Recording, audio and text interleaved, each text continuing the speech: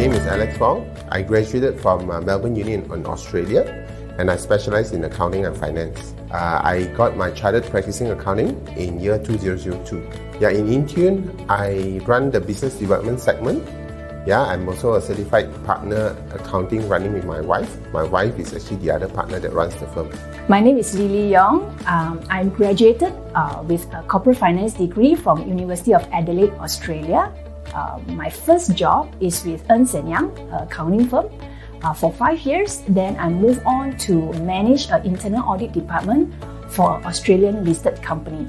I'm a member of Certified Practicing Accountant Australia and also a member of Malaysian Institute of Accountants. So in InTune, I am the managing partner. I take care of the sales, business development, and also overseeing the operations at InTune. So I've been a practicing accountant for the last 20 over years. The company was started long time ago when I was still with KPMG.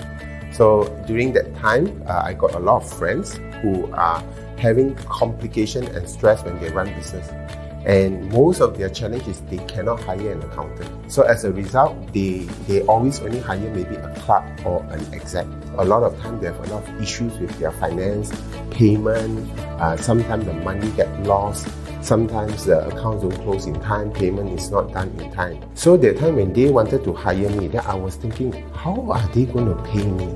Like if they were to hire me and I charge them 10,000 for SME, how can they afford me? So I went back and I think, and then one day I got this idea. This idea just popped up. If 5 of them combine, each one maybe pay me 3,000 a month, then I can serve 5 of them at one shot. I become like a HQ accountant to 5 of them. Then I can assemble a team to actually support them, and that's how InTune was formed. In terms of the company, our team structure is divided into sales and operation. So the sales is very simple. We serve our client by understanding their need, and then we provide them the solution. In terms of the operation, is divided into 2 segments currently. We have the finance, which take care of the day-to-day accounting for our client, from payment to preparing the financial statement. Another team that we have is doing the HR and payroll service to ensure that the day-to-day of the salary and remuneration, including compliance, are taken care of. As an accountant, as a service provider, we need to be able to sync along, tune into the processes of our client and customize. For example, maybe a manufacturing client would be very different from a trading client. So InTune means as a provider, we are tuning into their needs and requirements. The vision of InTune is to be the leading finance and human resource outsourcing provider in Malaysia. In this vision, we want to create financially driven entrepreneurs and businesses who runs their business based on numbers, analytics in driving their business to their goals. The mission of InTune is to support every small medium enterprises becoming large by being their strong finance and HR pillars for their businesses. This means that we are providing them a team of knowledgeable professionals with strong processes and workflow to support them in their growth journey becoming large. There are 3 main types of services being provided at InTune. Number 1 is the finance, number 2 is the human resource, and number 3 is the consultancy.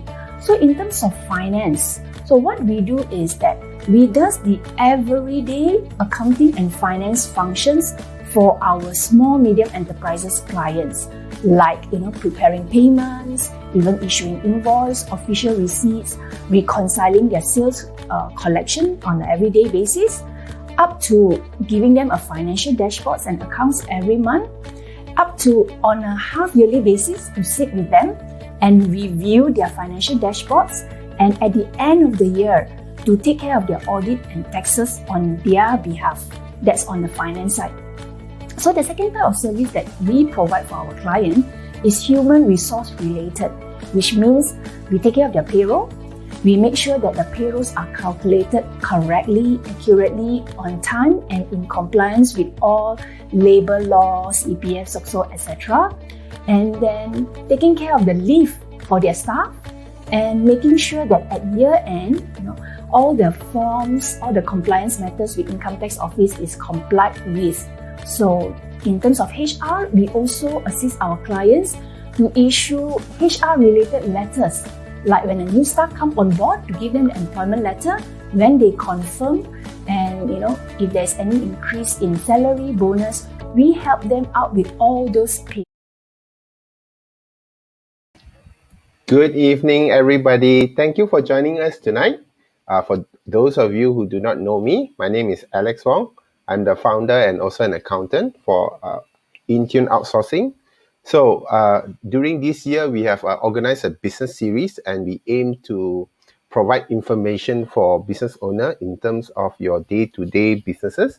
And this evening, we have a very, very special guest, a good friend of mine too, Mr. Pang from JJ Pang and Partners. He's the founder and managing director of Pang and Partners Malacca. Let's welcome him together. Hi, JJ. Alex. Hey, How are thank you. you? I'm great, Alex. Thank you for inviting me. Yeah, for this this time is a very challenging time, especially for us in the Klang Valley. How are things in Malacca? Malacca, I think it's about the same as Klang Valley lah. It's about the same. Everyone is going through this hard time, but I think that things will get better quite soon. Okay, let you introduce yourself before I play a video about your firm. Yeah, please introduce your firm. Okay, I'm JJ Pang. I'm from Pang and Partners. So I've started the firm since 2017. So right now, of course, I'm glad that I have partners together with me right now. So we are specializing in this industrial relations as well as employment issues. Okay, let me play a video on your firm. Yeah, let's Thank enjoy. you so much. Hi, I'm JJ Pang. I'm the founder and managing partner of Pang and Partners Malacca.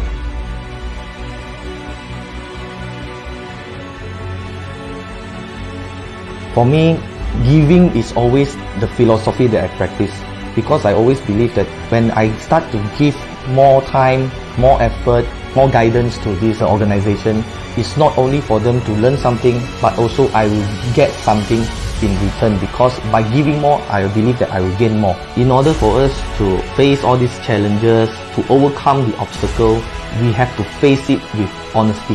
What I mean by that is to confront, to learn to embrace whatever result that we have. It's not by avoiding that.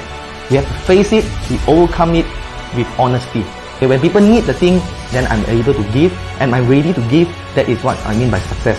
If I am unable to give at that moment, then I am not success at that moment. So success is not something stagnant. Success is living by that moment itself. I've started the firm since 2017 as a sole proprietor. I really appreciate my partner, Mr. Jace Chong and Miss Samantha, for believing in me, believe our dream that we can actually grow the firm and also provide practical solutions and quality services to the world.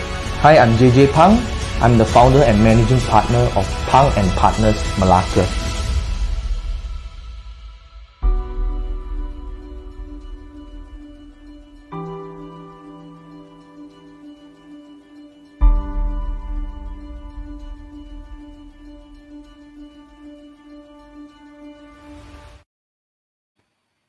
Wow, interesting.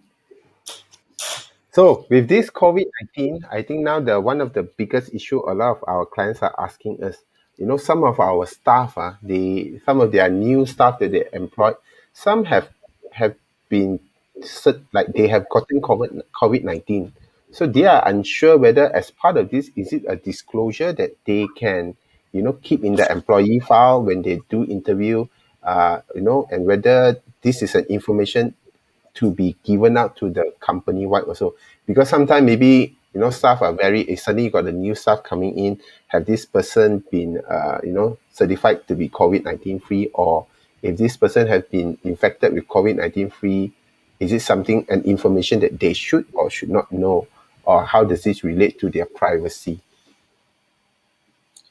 I think it's a very interesting question, Alex, because we also foresee that this will be the concern of a lot of companies in the coming days, whereby the main issue now is whether this information of the medical history or the medical history of staff or employees relates to this COVID-19. Is it confidential, or is it some information that we are allowed to disclose?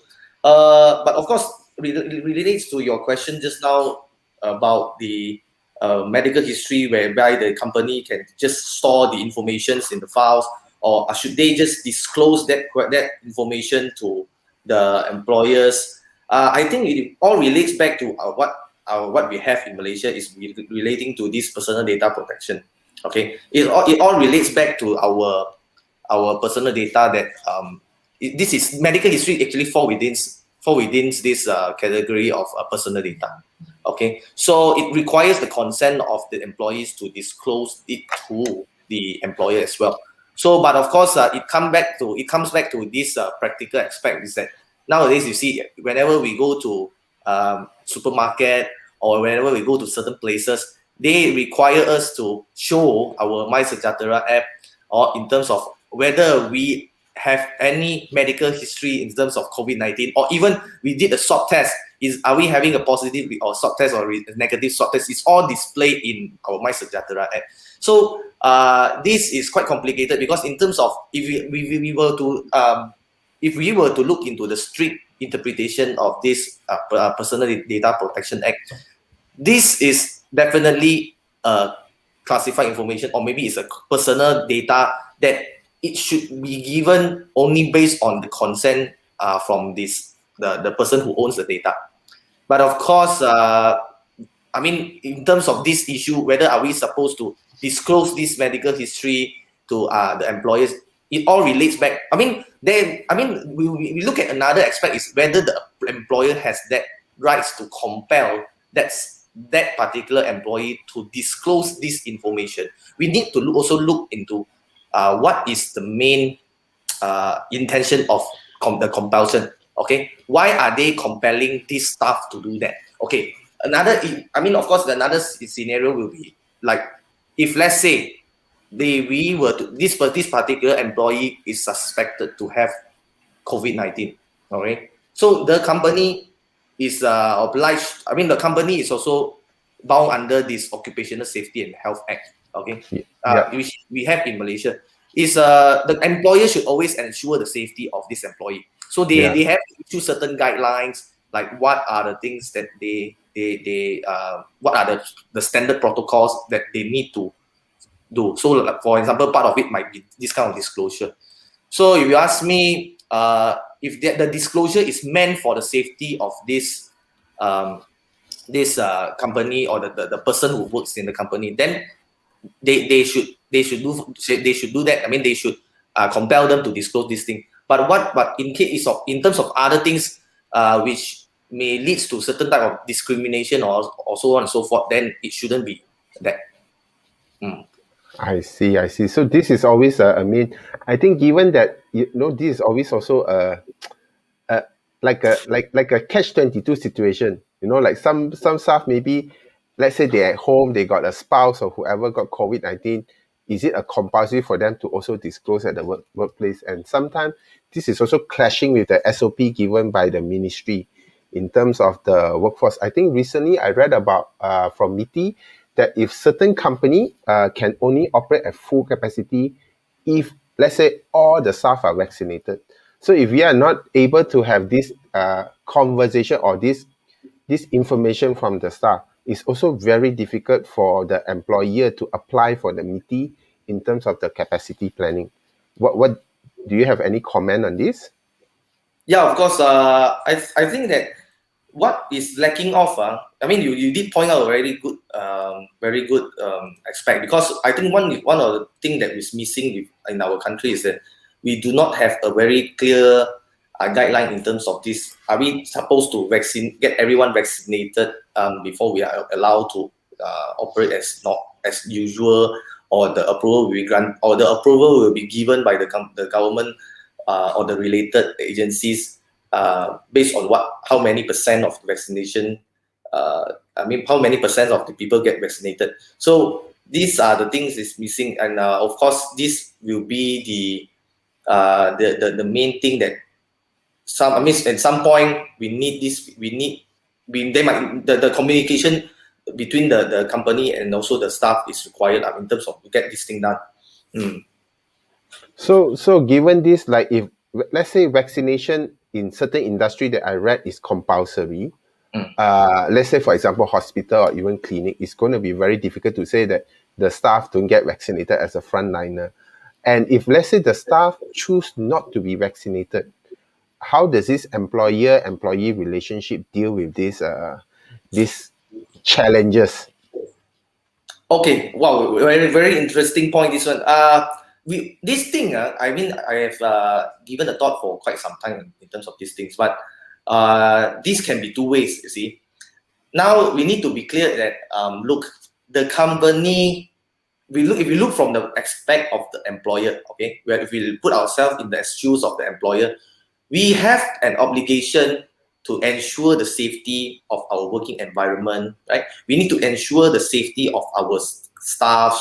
We need to ensure that people come over to our places, right? Or what you say, like the frontliner, they need to be they need to be allowed to work in a place which is safe from all this harm. But of course, if we say, look, there's one or two people that they opt not to be vaccinated. So what can the employer do in terms of this thing? Okay, of course, if we look at the basics, the fundamentals the workplace belongs to the company. The company always have the right to issue the standard protocols, the rules or the policies requiring all these people to get vaccinated. So because if you don't vaccinate, strictly speaking, in terms of the law, this can consider as a trespass if they don't confine with the laws or the regulations set by the company for them to enter that premise. That will be one thing in terms of that. If you say whether the company can do so. Of course, another point is what I mentioned earlier just now.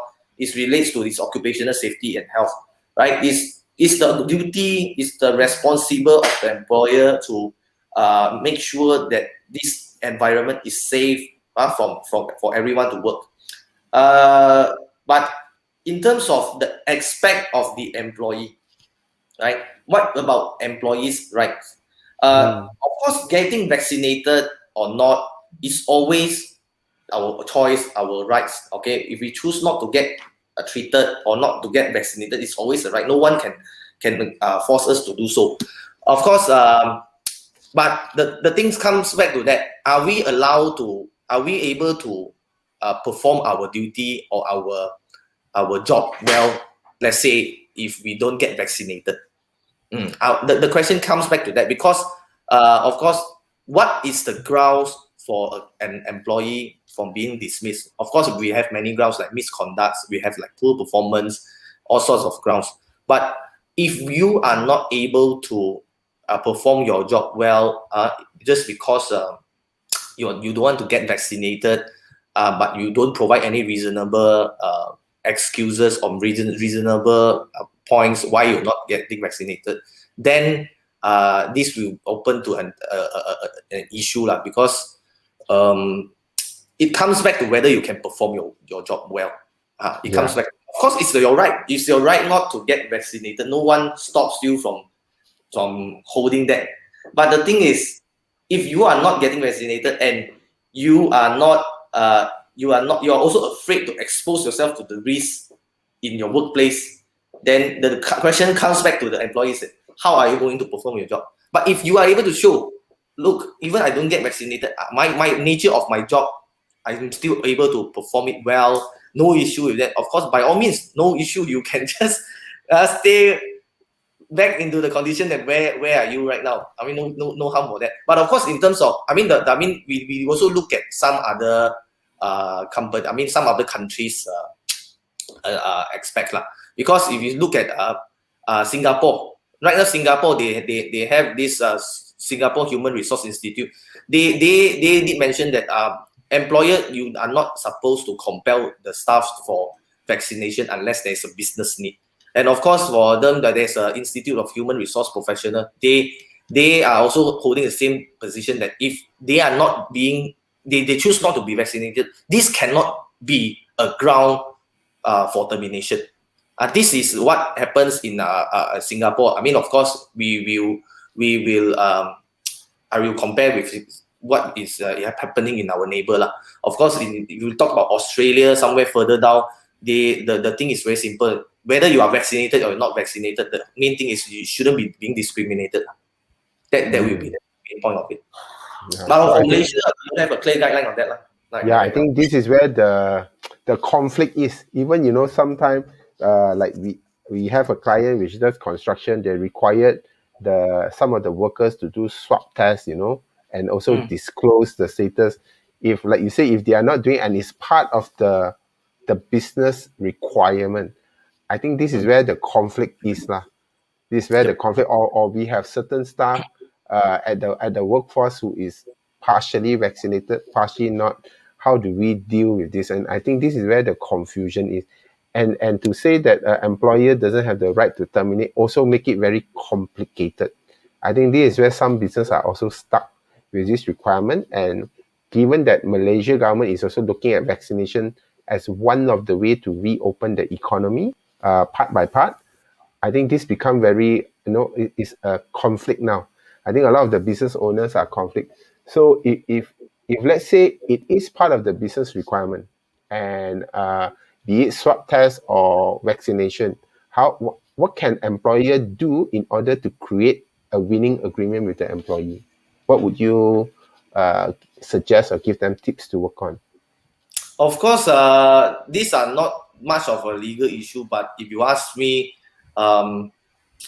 if we were to reaching and winning agreement between the employer and employees in terms of getting vaccinated, it all comes from the communication between the both sides lah. Of course, the main thing is that if the company is not able to resume to operation due to this not the figures of getting vaccination is not promising, then this has to be something that it has to be compelling the staff of doing that, because or else the entire boat will be sunk. You see, no one can be able to resume the operation. If you ask me, that is the logic behind the logic behind it. Yeah. I think this is where some of the stress is. And then we have a question from the floor, like can company put like a declaration with consent for them to disclose their status regarding vaccination, or if they have been infected with COVID before and or recovered? Yeah, they can always do that, because as I say, these are the medical history, right? Whether there's any disclosure from the company, we need to get the consent of the owner or the person who owns this personal data. So of course, whenever you see we are visiting somewhere else, right? Sometimes people ask us to declare whether in the past 14 days did we have any close contact with anyone else who suspect for COVID case and all these things. Those process is actually obtaining our consent. So we are getting our consent of disclosure. So yes, the answer will be yes on this thing. Yeah, okay. And I think there's also a question. Due to the recent lockdown, a lot of employers are seeking new candidate within 10 kilometers from office. Do you think this is an emerging hiring requirement trend? I suppose this is more of an HR matter, not so much of legal, but I think it really depends. I think what we are looking for, like what JJ or Mr. Pang said, is to get a staff that can work and within the context of the business operation. It complement and it work with. I think with the current trend of working from home, I think this 10 kilometer is also not a real big requirement. I mean that's my observation from an HR perspective. What do you think, JJ? Okay, for me, I think that this so-called living within 10 kilometers from the office is much. I think in my own perspective, this will be a temporary thing. This won't be long. And of course, if we talk about legal perspective, this shouldn't be the ground of being terminated, because this is not something that wanted by this employee. They never choose to be. They never choose choose that to be fall within this situation. Of course, this will be a temporary thing. Of course, whether they can travel more than 10 kilometers from the office, we have all these approvals, we have this kind of letters or MITI approval that we have, that will allow them to perform their job without obstruction, not much of obstruction. So if you ask me whether this is an emerging hiring or recruitment trend, so far I haven't seen that yet. I mean, it depends on the nature of the business as well. I haven't seen that yet, but of course, more if you can just share with us a bit more in terms of which area or which industry that having this emerging recruitment trend. Of course, I also want to know more about this thing. Okay. Yeah, I think that is one very particular case that I just recently come across because of this FMCO in Klang Valley, right, or EMCO. Some of the business have put out on temporary business closure. So they may have staff where they put on unpaid leave, and naturally some of these staff go back to their hometown, which may not be in an FMCO kind of regulation. And after they go back, if let's say they are not allowed to come back to KL, how do we deal with such complications? Is there any way, how do we leave each other better off between the employer and employee? So you mean that they are not allowed to come back to work? Yeah, of course, this is a concern because if the employee let the employee go and then they go back to hometown, let's say they will go back to Kelantan or whatever, which is non-FMCO, then when they want to start work back, but it still could be in an FMCO in selected category or limited MCO, and this staff cannot come back. Interstate travel is not allowed. How do we deal with this? Okay. If you ask me in terms of whether this person can report to work, of course, under our employment law, our Employment Act, 1955, that if a person be absent from the work without any reasonable excuse for more than 2 days, then they are deemed to be being broken their contract. So it's a ground of dismissal. But it comes with the key there is whether there's any reasonable excuses provided. So if that, of course, if this person able to show why he's unable to come back to work, right? Why is he being obstructed and all these things? He has a proof in terms of that. Then that should be accepted by the employer in terms of that. But of course, as I say, reasonable steps has to be taken. It has to be taken. So it cannot just abuse this kind of so-called hindrance from any public authorities or not allowing us to come back to work using this kind of misuse this excuse. So it's on the subject to the case-to-case basis. But if you ask me, it's always there must be a reasonable excuse, a reasonable one. That would be my point. Yeah. Okay. There is a comment from our viewer. The problem is that Malaysia is providing contradictory guidelines regarding medical information protected by PTPA, and at the same time required to get vaccination. So I think this is what this is the main struggle that we talk about lah. And from what I get from JJ is one of the things is to make it like a consent, to say that this is a requirement or SOP by MITI and or whatever local authority, depending on your business sector, and it require them to disclose this stuff.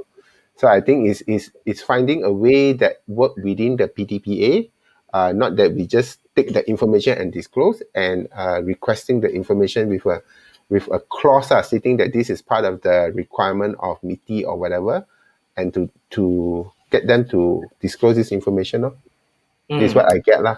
Yeah. But I will just add on from there. Tarun, this raised a very good point here because it seems like you're having a contradictory guidelines in terms of the PDPA and all these things. But of course, as I mentioned, in our country right now, we don't have any. Of course, we have COVID acts that protect certain non-performance of contractual obligation, all these things. But in terms of this, whether this medical information should disclose or not in any situation.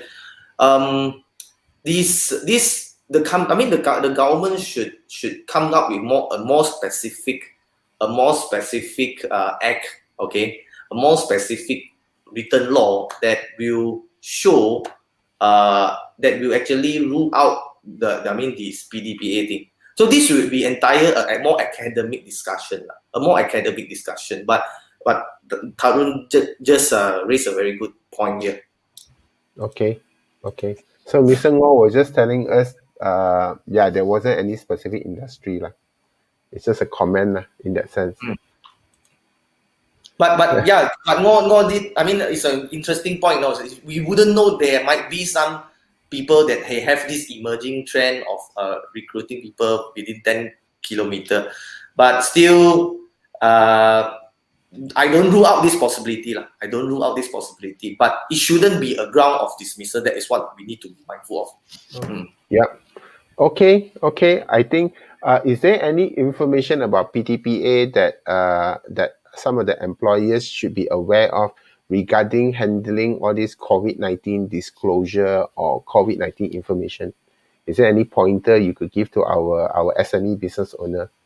Okay, very good question. This thing, I mean, most importantly, we need to, I mean, we don't make things complicated. The simplest way will be always get the consent from the person who owns the data, right? Do communicate, right? Do let our employees know why we need this information or why are we doing so? Because of course the consent from them is the most important thing that we need to get, right? But the other things is, why are we taking this information? Why do we need this information? Because it's to ensure the safety of the workplace. That is the main idea of it. So do stay communicate with our employees, right? Between the employers and employees, and also respect their medical history on whatever the information that is belonging to them. That is the most important thing, I think. There's another question regarding all these SOPs. Some of the SOP have been mandated by MITI, and it has been communicated, let's say, to all the staff. Yeah. And if the staff contravene, or maybe the disclosure were not accurate, or let's say they withhold certain information, or maybe their loved one got COVID-19, but they didn't disclose this to the employer, what are the ground do employers have in this sense? You see, it all comes back to whether we have communicated this thing before. There must be a memo or a circular being issued by the company to the staff before we were to take any action against. I mean, to put that thing as a disciplinary action or so forth and so forth. But we need to communicate that thing first. Look, say for example, we put up a circular and anything, say, look, if there's someone or you are suspecting that you have any close contact with anyone around you, right, or your family, anyone, so kindly reporting to this your HR department or who else, your supervisor and anything. So there must be a clear guideline drawn out by the company to the employees first, right? Telling them these are the things that they have to obey. These are the steps that they need to do, right? So if they really breach these policies or these instructions given through these circulars and all these things, then it will be a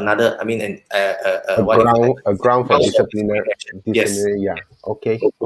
I think that's very true, and I think that's very clear. I think maybe sometimes business owner may overlook giving this a guideline or communication. I think there could be sometimes they expect the staff to know, or especially the lower level staff. I think the managerial staff will probably read, but I think to expect like the foreign worker or even the general worker or even lower level like cleaners to be able to know this, I think could be out of expectation. Yeah, and I think that is a very good point. Yeah. So Tarun was asking basically to to get consent. I think Tarun, that the main point is to be able to get the information from them without forcing them and to get consent from them that these are the reason why we are asking the information. Working with within the constraint that we have within the PTPA, the SOP, and the approval, I think this is somewhere in between that we can make it work without taking a position whether PTPA or SOP or MITI I think that's our main point, Mr. Tan. If you can get our point of view Yeah, I think during this difficult time, most important thing is there must be a sense of empathy between the employers and employees. Of course, look, the employees would expect the employers would expect the employee to disclose this information or other things so that they can act earlier in terms of whether allowing these people to come back to work or what kind of steps they can take in terms to avoid the need of the closing down of the business or anything. But look, the main idea is that because if the employee don't disclose these things to the employer, I mean, when things get worse, then it's not good for both sides It's not good for both sides.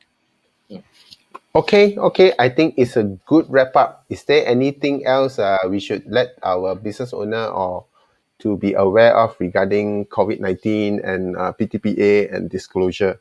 Is there anything else that you feel that we haven't covered? I think my point of view is that the government, all right, or maybe we urge the government to come up with a clearer code of conduct, right, in terms of governing this situation that we are facing in right now.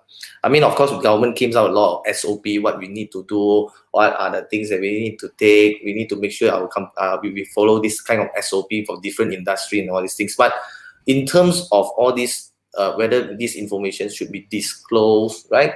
This like just how we discussed before, like whether this medical history should be disclosed and all these things, whether we are allowed to compel the staff to take vaccine, all these things. It should be there should be some clear code of conduct given by the government. This is what we are lacking of right now. So with that, then we will definitely able to answer our friend's question here. Yeah, correct. And I think in the absence of the clear and non-contradictory guideline, I think this is where the step that employer can put in place. Number one is to be able to communicate to them what are the SOP or guideline to keep the workplace safe, as well as to ensure it does not affect the business operation. And if it may or may not require a vaccination to be part of it, depending on the sector, and or swab test or whatever disclosure regarding COVID-19. That needs to be communicated upfront and to get their consent if there's any disclosure that is required, whether to our client, because I think some nature, like construction industry, we always need to disclose the name of the worker, whether they are, when is the last swab test, whether they are COVID-19 vaccinated, is part of the requirement to do work. So this should be told to them upfront so that they won't be shocked if their information is being released to certain client or JMB or management when they do work. And I think that is the key point that we can work on during this uncertain time, while we hope for the government to come up with a more straightforward guideline where we don't contravene PTPA as well. And I think that is the main point I get from my conversation with JJ. Okay, yeah. Is there anything else? It's already 30 minutes. Perfect. We give all the required information in 30 minutes. Of course, I think this is a very interesting topic to discuss. Of course, we do not have much information at the moment. The main idea of this discussion is to urge that we need a clearer guideline, or we need a clearer measurement. How should we handle this situation? Because this is something going to be happen to everyone. Ongoing. It's going to be ongoing going forward. Yeah. So that's why, if you ask me, it's not only us that having this concern. Many other countries also, they're having the same thing. But this also relates back to this our national immunization program, whether they really carry out the program properly. They get everyone vaccinated. If everyone get vaccinated, then it shouldn't be any problem in terms of that. Okay, that's very, very good. I think with that, we will wrap up this evening, and we will end this evening with a video. So before we leave, I want to thank Mr. JJ for your time and for your insight with all this legal requirement, and I want to thank the audience for your time to be with us, and to we have empathy on some of your struggle and your challenge. I think InTune too have our own challenge. I think many industry out there are having challenge, and before I go is stay safe, get yourself protected, and be well. JJ, last. Yeah, I mean, of course, I hope everyone stays safe, right? Things will get better as time goes on. So thank you so much for inviting me here for this very wonderful discussion. I like this topic a lot, Alex, because this is something that is happening to everyone, and I think we really need a clearer guideline in terms of this issue. Thank you so much, Alex. Welcome. So for more information about Pang and Partners, please visit them at pangpartners.com, or you can get them at 062322333. And for any information that you need from InTune, please visit us at intune.my or call us at our hotline 018-288-2209. With that, stay safe, stay well. Bye.